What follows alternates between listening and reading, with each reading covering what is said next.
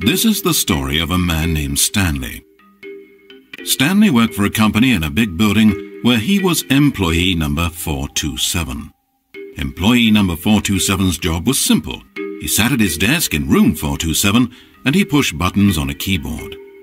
Orders came to him through a monitor next to his desk, telling him what buttons to push, how long to push them, and in what order. This is what employee 427 did every day of every month of every year. And although others might have considered it soul-rending, Stanley relished every moment that the orders came in, as though he had been made exactly for this job. And Stanley was happy.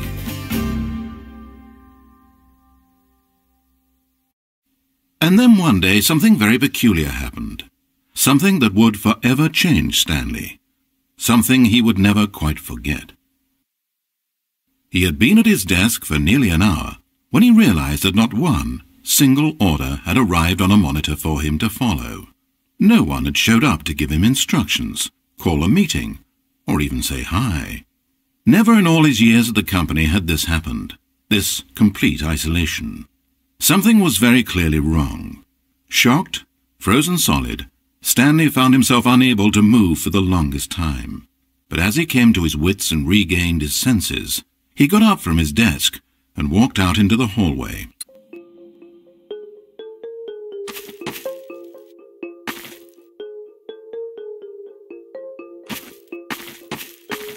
Stanley decided to go to the staff lounge to check on his co-workers. He never functioned well by himself and constantly needed support and guidance from others, so the thought of total solitude was terrifying to him.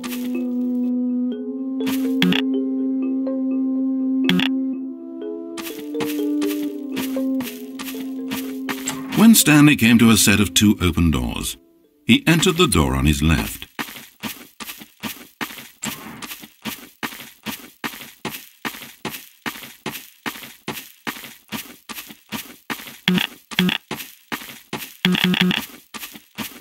As Stanley entered the lounge, he was horrified to find not a single person here. He decided he would walk up to see his boss, hoping that he would find an answer there.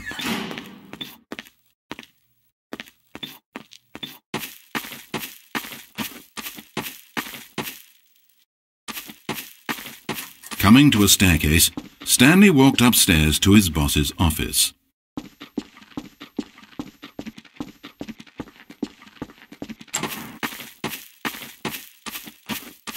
Entering his manager's office, Stanley was once again stunned to discover not an indication of any human life.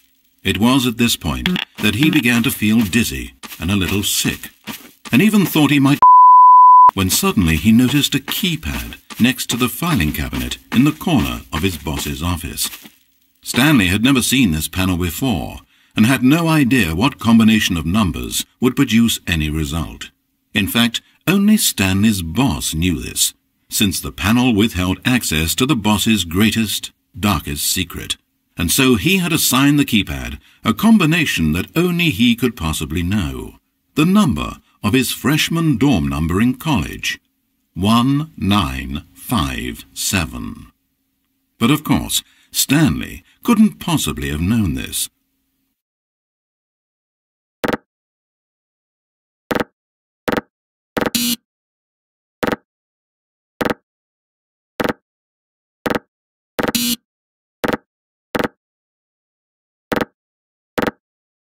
Stanley just sat around twiddling his thumbs. Yet incredibly, by simply pushing random buttons on the keypad, Stanley happened to input the correct code by sheer luck. Amazing. Stanley ventured forth into the newly opened passageway. As he drew deeper into the bowels of the building, Stanley had no idea where he was or what this place held. And just as he began to think he might not discover a thing, he emerged into a long room to find rows and rows of monitors, screens with a number above it. Stanley noticed, however, that these were not random numbers, but the number of employees who worked in the building, his co-workers. Even his own number, 427, had a place on the wall. But why a setup so elaborate, he asked. Was this simple surveillance, or something even more? And as if in answer to his question, the walls slid open before him, revealing the ultimate truth of the situation.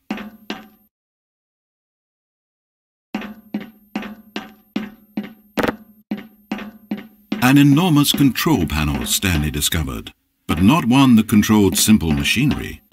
Buttons were labeled with emotions: happy, sad. Levers and knobs controlled actions: walking, eating, doing work, or watching TV. Every input on this device monitored not the functions of a machine, but of a human being. And the reality began to sink in.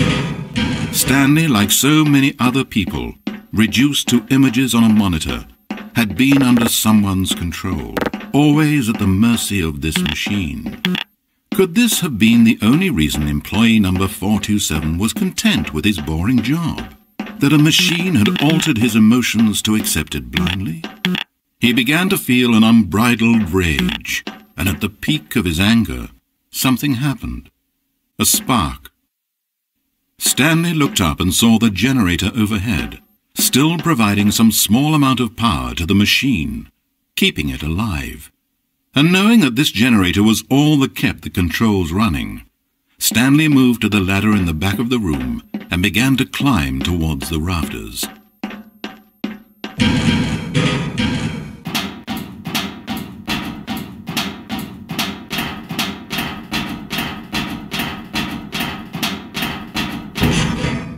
The higher Stanley climbed, the closer he felt to freedom, the further from enslavement.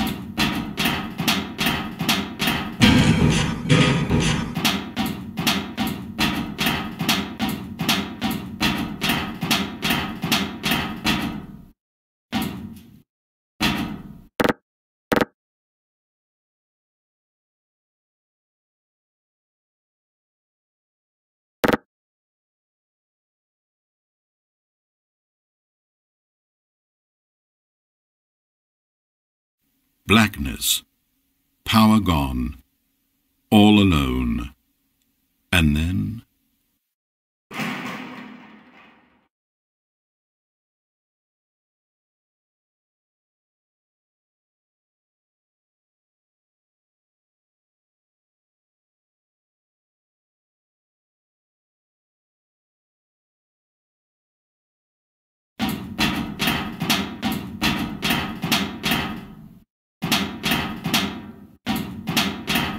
As he stepped through the door, into the fresh outside air, a feeling of liberation rushed through Stanley's body.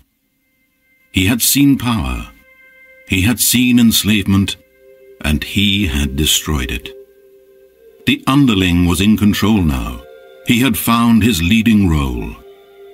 Stanley never discovered why everyone had gone missing, nor how and when he had come under the machine's control. But it didn't upset him terribly, because he knew that this was how things were meant to happen. All he felt was a delight unlike any he had ever known before. Never again would he follow someone else's orders without question. Never again would anyone tell Stanley where to go, what to do, or how to feel. No more bosses, no more instructions on a screen.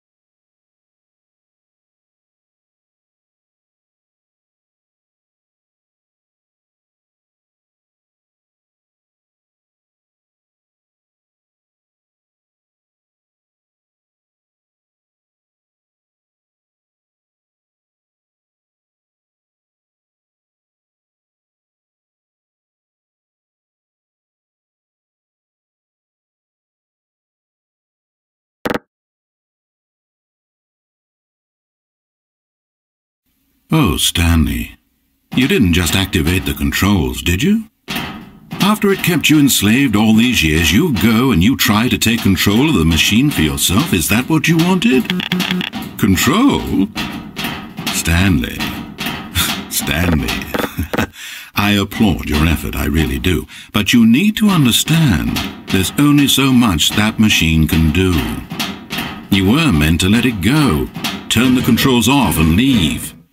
If you want to throw my story off track, you're going to have to do better than that. I'm afraid you don't have nearly the power you think you have. For example, and I believe you'll find this pertinent, Stanley suddenly realized that he had just initiated the network's emergency detonation system. In the event that this machine is activated without proper DNA identification, nuclear detonators are set to explode, eliminating the entire complex. How long until detonation then? Oh, let's make it say, 2 minutes. Now, this is making things a little more fun, isn't it, Stanley? Go ahead, play with those controls all you like. The real controls are where I'm sitting. Did you really ever believe you held any power? Did you not think I knew what I was doing? When I your co-workers and turned off the machine, I was offering you freedom, an escape. I didn't have to do that. I've run this story many times and I don't always set you free. Sometimes you just sit there, day after day after day, doing your job forever, and then but when I actually give you the freedom to control your own actions, it's not enough. I let you go, and you trapped yourself just the same. You just weren't made to handle this sort of responsibility, I'm afraid. But you know what you were made for? Pushing buttons. You get it now? Oh, I'm enjoying this. Tell you what, I'll throw some extra time on the clock just because I'm having so much fun. There we go. You see, I want to watch you for every long second you try to puzzle this out. After all, it should make sense, right? The timer, the nuclear detonation, the mysterious facility, it's all here. This is a video game. Except for one thing there, hero. You've got no weapon, no vehicle. You don't even know where you're going. When you saw that timer, you just instinctively started trying to find an exit, didn't you? In fact, I bet you're still looking for a way out. I bet you're clicking on everything in this room, trying to open doors or vents or something and solve the puzzle. As though this game has a solution, as though it can be won. That timer is not a catalyst to keep things moving along. It's just seconds ticking away to your This is not a challenge. It's a tragedy. It's the moment when the hero realizes that despite his best efforts, he is powerless to his environment. And then he lets go. He surrenders. And he 30 seconds, Stanley. 30 seconds. Until a boom. And then nothing. No ending to this story, just you. I suppose you could have gotten an actual ending if you played along, but that just wouldn't have been your style, would it? Instead, you're knowing that the only choice you made here was to turn on that machine and to start this timer. But you won't be alone, because I'm not going anywhere. I'll be here to watch every second of your inevitable life from the time we fade in until the moment I say, happily ever after. Coming to a staircase, Stanley walked upstairs to his boss's office. But Stanley just couldn't do it. He considered the possibility of facing his boss, of admitting that he had left his post during work hours. He might be fired for that. And in such a competitive economy, was it really worth taking that risk? All because he believed everyone had disappeared? His boss would think he was And then something occurred to Stanley. Maybe, he thought to himself, maybe I am everyone I know simply vanishing out of the blue. There's almost no other explanation for it. And a nagging fear began to in his mind. Questions that had been there all along. He just hadn't put his finger on them yet. For example, Why couldn't he see his feet when he looked down? Why did doors close automatically behind him wherever he went? And for that matter, these rooms were starting to look pretty familiar. Was he just walking around in circles? Where am I, he thought. And the more he found himself unable to answer these questions, the more questions continued to arise, until he came to the issue that had been slowly boiling until he could ignore it no longer. Why is there a voice in my head, dictating everything that I'm doing and thinking? Suddenly, every door slammed shut. "No!" Stanley screamed. "I need to get out of here. I need to know that there's something out there. I need to know it's not just all in my head." And he screamed and clutched at his as the voice grew harsher and the music in the background rose higher and higher. And then, moments before to the ground, Stanley clenched his fists and screamed to anyone who might be listening, "I'm not real! I'm not real! Don't believe any of it! None of it's real!" And then everything went black.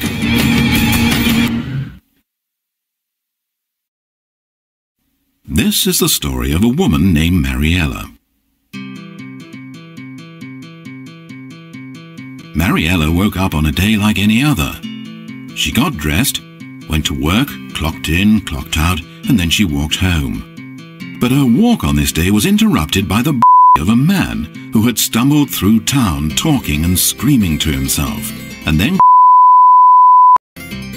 moments after seeing him she would turn, run to the nearest police station and call for an ambulance. But for just a few brief seconds she merely stood there, unable to move. The tragedy was not of a single person.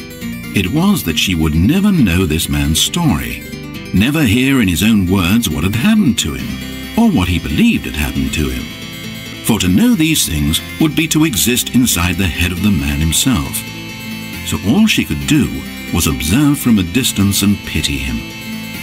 But Mariella had places to be and people to meet with, very important people, whose impressions of her would affect her career and indeed the rest of her life.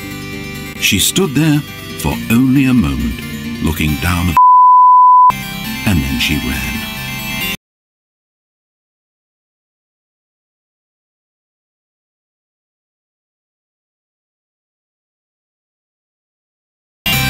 When Stanley came to a set of two open doors, he entered the door on his left. This was not the correct way to the employee lounge, and Stanley knew it perfectly well. So he turned left at the first open door and walked back in the right direction. Stanley was so bad at following directions, it's incredible he wasn't fired years ago. Maybe this is why everyone had left. No one wanted to be around someone as bad at listening as him. And since he was walking into the middle of nowhere and thus ruining the entire story, Stanley decided that he would punish himself. So when he came to the elevator and the doors opened, he stepped inside and pushed the button to go up.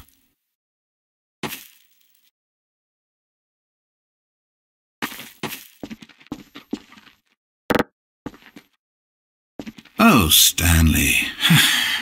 You know, you really aren't going anywhere, and I don't say that deceitfully. I truthfully mean that there isn't a story down here. The story was back up where I told you to go in the first place. Right now, you're just running around looking at empty halls, and frankly, that's perhaps even more infuriating for me. So why don't you throw me a bone, give me a chance, and just let me tell the story I want to tell,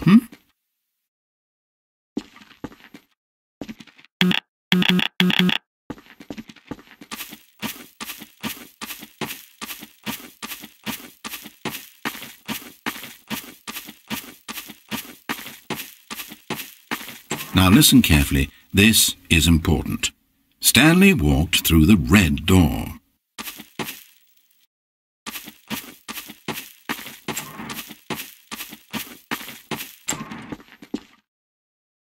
Good, good. Now, if you don't mind, there's something I'd like to show you. But to do that, I think it would be best for us to start from the beginning. This is a very sad story about the death of a man named Stanley. Stanley worked for a company in a big building where he was employee number 427. His job pushing buttons demanded little of him, so there was not much of himself to give, and in this way Stanley's job felt less and less like his every day. But if buttons need pushing one day, it means they'll need pushing the next and then the next. So without question or judgment, Stanley continued to do what the screen told him. One keystroke flowed into another keystroke, flowed into his ride home, flowed into dinner, flowed into waking up, flowed into going to work, and here he was again. Stanley was typing out a complete sentence that said absolutely nothing at all.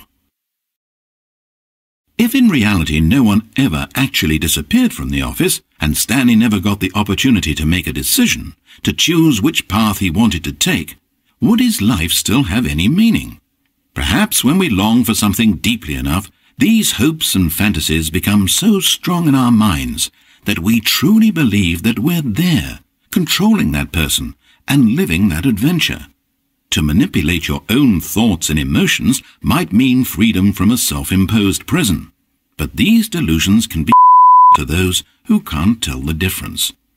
And so Stanley asked, if that door never opened, if I'll never be able to walk away from those people and from these buttons, is this life still worth experiencing? Am I actually happy? Stanley answered this question by pushing a button. Then he pushed a button, and then he pushed a button. Then he pushed a button. Then he pushed a button.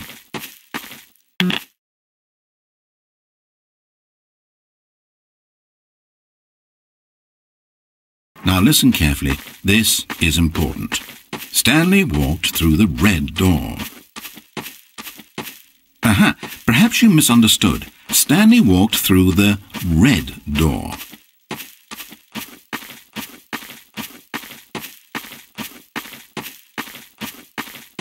I still don't think we're communicating properly. Stanley walked through the red door. All right, fine. Go ahead, Stanley. You want to know so badly what's out there? You want to find out what lies at the end of this road you've chosen? Well, don't let me stop you. You see? It's nothing. No one's even built this section of the map because you were never supposed to be here in the first place. It's just a bunch of skybox and dev wall textures. That's it. Is this what you were looking for? Was it worth ruining the story I'd written out for you? I put a lot of time into that, and now well, here you are now, just looking at nothing.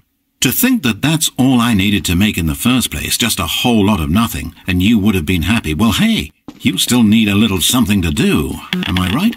Here, let me load up another map. See if there's something in here that'll keep you occupied. Ah, here's one. Let's boot this up. We'll see if you like it.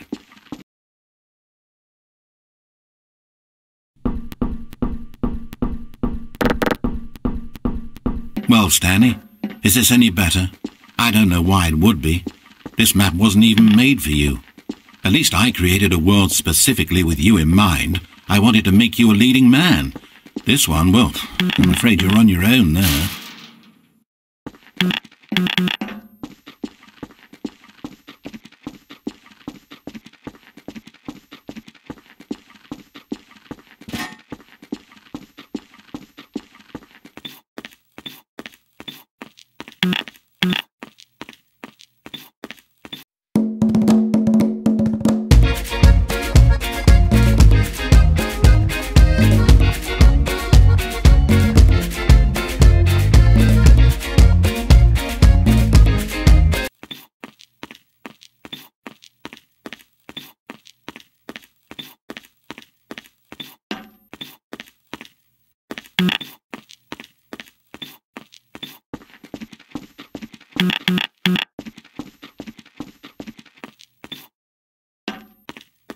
Hold up, Passport. I spent so long talking about you, why don't we just take a break from that and talk about something else for a change?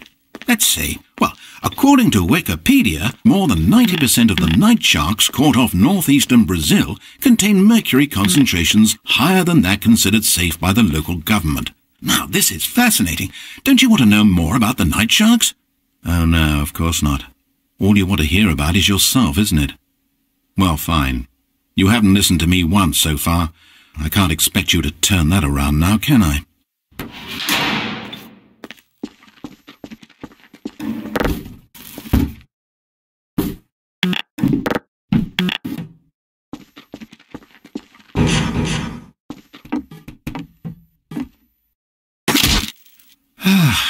Is this the end of the line?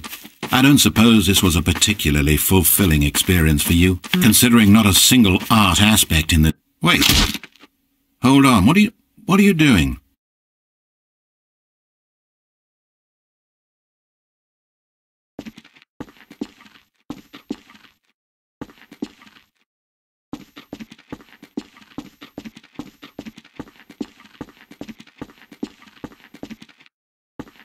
Stanley, don't do that. I can't follow you there. I can't help you. How will you write a story without me? You can't do it, you know that.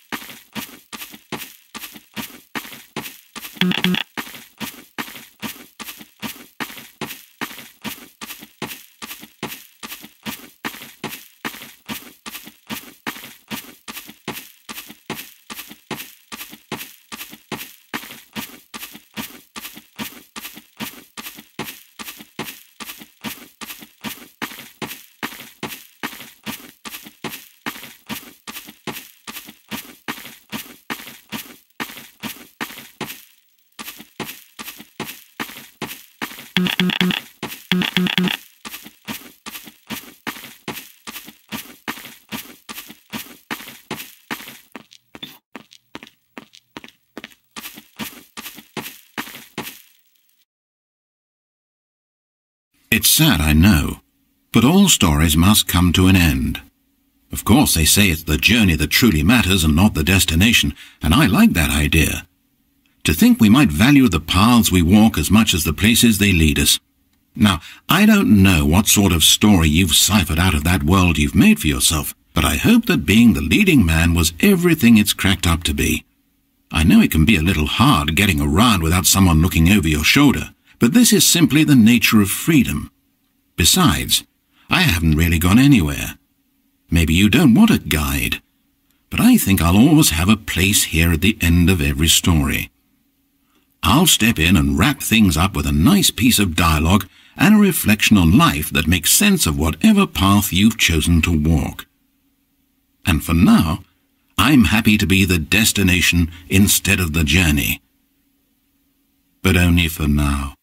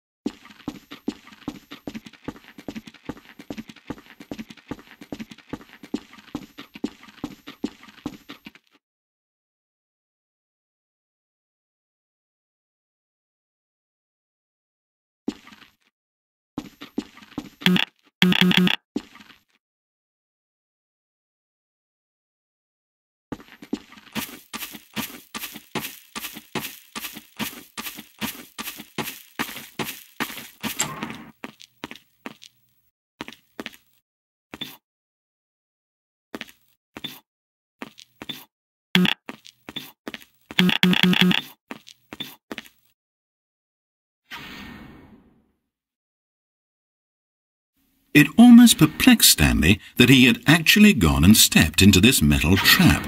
After all, it should have been no surprise that this thing would lead him to his But he thought to himself, this is simply the price to pay for ruining a perfectly good story. So he resigned and willingly accepted his fate, the inevitable end toward which he had spent so long stumbling. Farewell, Stanley.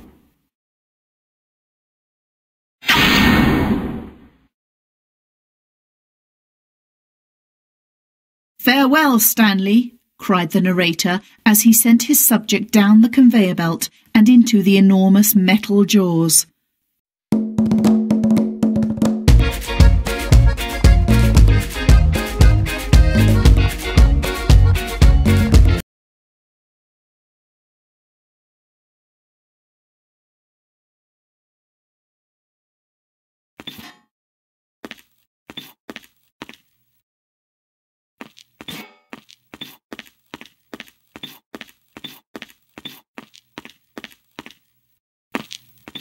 It's a shame, then, that for all his work, it was such a meaningless victory for the narrator.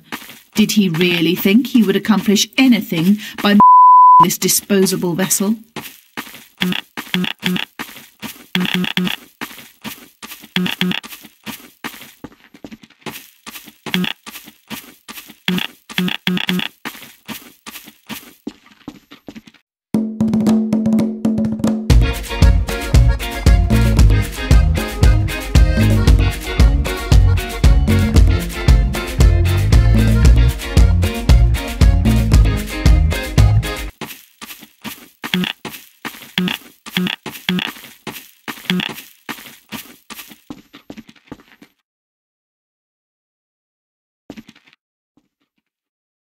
There's no salvation for either of these two, I'm afraid. The narrator had as little power over Stanley as Stanley did over the paths that he walked. But listen to me. This story is not over. You can still save these two. You can stop the program before they both fail. Push escape and press quit. There's no other way to beat this game. As long as you move forward, you'll be walking someone else's path. Stop now, and it'll be your only true choice. Whatever you do, choose it. Don't let time choose for you. When Stanley came to a set of two open doors, he entered the door. This was not the correct way to the employee lounge, and Stanley knew it perfectly well. So he turned left at the first open door and walked back in the right direction. And like that, he was back on track.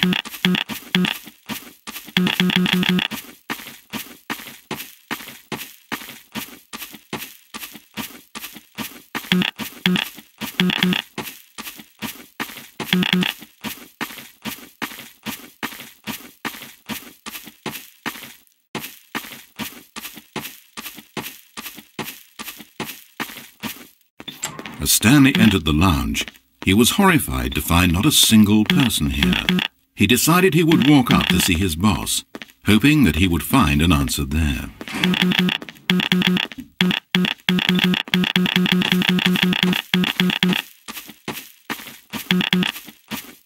Coming to a staircase, Stanley walked upstairs to his boss's office.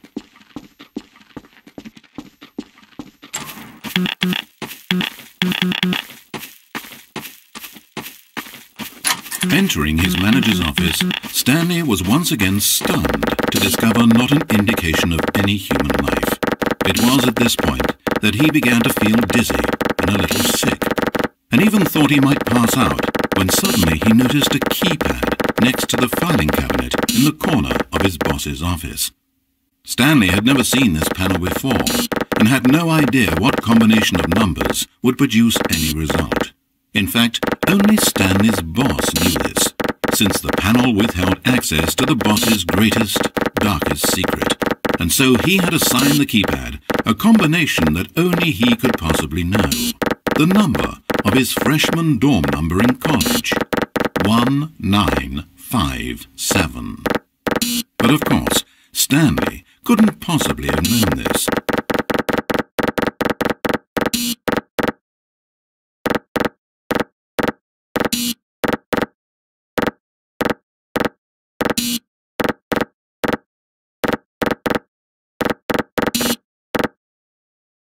Stanley just sat around twiddling his thumbs.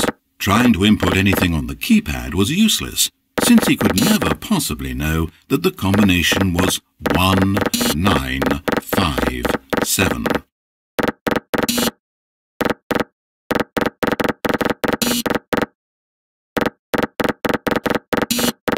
One, 9,